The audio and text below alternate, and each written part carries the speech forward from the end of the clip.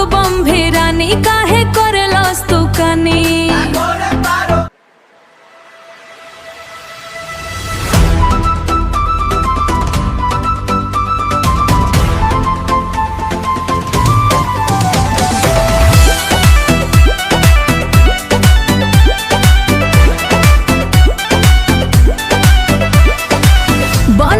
मकबम भेरानी काहे करलस तू कनी।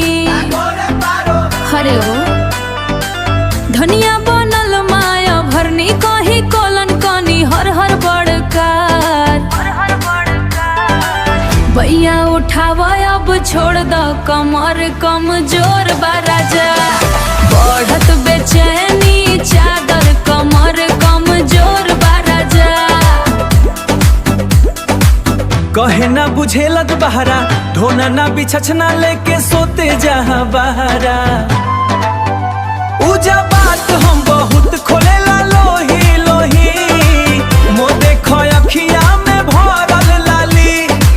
मिठ मिठ बात में रोजे पवेला पूरा पलंगिया हिलावेला। भैया उठाव अब छोड़ दो कमर कमजोर बा राजा।